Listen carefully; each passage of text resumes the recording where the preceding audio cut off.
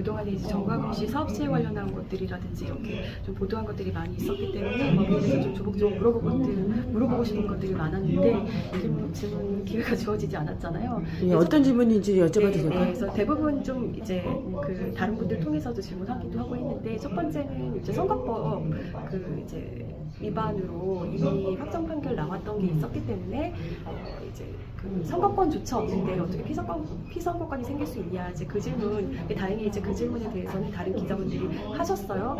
두 번째는 어떤 질문을 하고 싶었냐면, 정광훈 씨가 사실 아까 그 발언했던 것 중에 자기와 이제 그 정책적으로 자기 정책을 받아주는 정당들과 무제한적으로 뭐 연대하겠다 뭐 이런 얘기를 했는데, 사실상 이거는 이제 자기 세를 과시하면서 막판에 이제 거래를 시도하겠다, 사실 이렇게 보였거든요. 왜냐하면 제가 그렇게 의심했던 이유는 20대 대통령 선거 시절에 김경재 후보를 밀다가 갑자기 윤석열 지지로 돌아섰어요.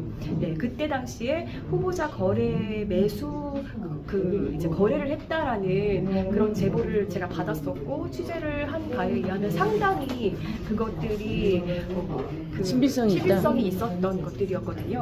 그리고 정광훈 씨 같은 경우는 또 자유일보, 언론사 자유일보를 가지고 있다고 많이들 알고 있는데, 뉴스피릿이라는 언론사를 또 만들어서 그걸 통해서 여론조사를 계속하고 있거든요. 그렇게 하고 있는 이유에 대해서 추가로 물어보고 싶었고, 그리고 이제 저희가 찾은 법인이, 정광훈 씨가 가지고 있는 법인이 이제 측근들 대표로 막 세우고, 특히 딸을 통해서 15개 법인을 가지고 있습니다. 그 중에서 4개 업체가 여론조사 자문 및 데이터베이스업을 그 사업 목적에 두고 있어요.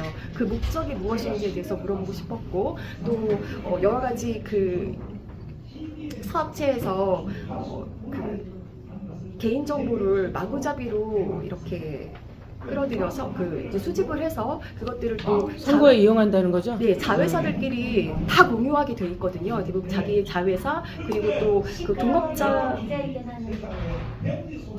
동업자인 매체가 또 있어요. 그 매체를 통해서도 죄송합니다.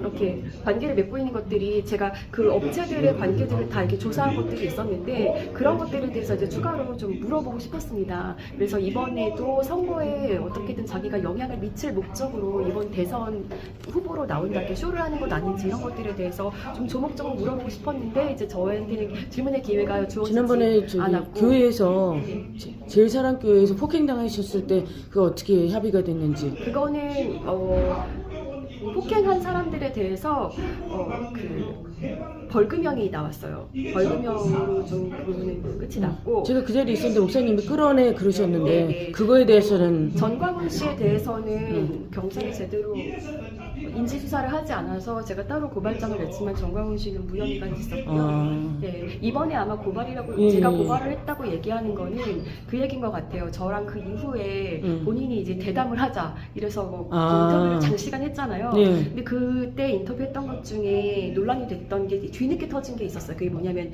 본인의 아들 부부싸움하다가 사망해서 그게 사실입니까? 했다. 그 말을 본인이 한 거잖아요. 근데 그게 뒤늦게 굉장히 이제 공론화가 됐거든요. 근데 그때 그 이후로 굉장히 제 전화를 받지 않고 그래서 본인이 얘기한 거, 그리고 안매장했다는 것도 본인이 얘기한 거잖아요. 본인이 얘기한 거잖아요. 그리고 공소시효 지났다고 한 것도 이제 본인이 얘기한 거였는데, 이제 그게 뒤늦게 이제 언론에서 많이 나오고 이제 막 공론화가 되니까 이제 본인이 뭐 좀 어려움이 있었던 것 같아요. 저한테 그게 네가 고발했잖아라고 자꾸 얘기를 하는데, 사실 그 건 관련해서는 제가 고발을 한 적은 없습니다. 왜냐면 저도 이미 공소시효가 좀 지나서 어렵지 않을까라는 생각이 있었고, 제가 뭐 시민단체 소속은 아니잖아요. 그래서 제가 뭐 고발도 할 수는 있지만, 그걸 가지고 이제 언론화가 된 것은 어디서 누가 제보를 하신 건가요? 어떤 것을? 말씀하시는 중에 나오셔갖고 그게 이렇게 언론화가 된 거죠? 본인이 얘기하신 본인이 거죠? 얘기한 거죠. 본인이 저한테. 그러면 고소 고발한 적은 없다는 말씀이신가요? 네네. 그런데 이제 그걸 가지고 자꾸 네 인터뷰를 받지 않은 이유는 그걸 네가 고발했잖아. 그 이유를 자꾸 최근 그러면 반박을 하셔야죠, 그러면. 그래서 그 얘기를 하는데 전혀 제 말을 들으려고 하지 않잖아요. 아까도 보셨지만, 네, 나는 고발을 한 적이 없고 언론으로서 질문을 하러 왔다라고 계속 얘기를 해도 아예 제 이제 입에는 재갈을 물려버리니까. 그럼 사람들한테는 권지현이 나를 고발해서 이렇게 나를 궁지에 몰았다, 그걸 사람들한테 알리기 위해 그런 거죠? 사실 정광훈 씨가 저를 이제 저한테 뭐 스카우트제의도 한 적이 있고 좀 스카웃이요? 네. 그때 한번 저한테 그때 응. 한참 인터뷰를 본인이 먼저 요청해서 하고 뭐 미뤘던 적이 있었잖아요. 응, 장시간 응, 미뤘기도 하고 응. 그때 전후로는 전화 통화를 상당히 많이 하면서 이제 제가 궁금한 것들을 많이 물어보고 했었는데 그때 당시에 저한테 나한테 와라. 오면 키워주겠다. 네가 원하는 대로 돈을 주겠다라고 했었고 그렇게 사실 그걸 녹취록을 갖고 다 있습니까? 갖고 있고 응. 다 보도했습니다. 그런데 응. 왜 안 가셨습니까? 좋은 조건으로.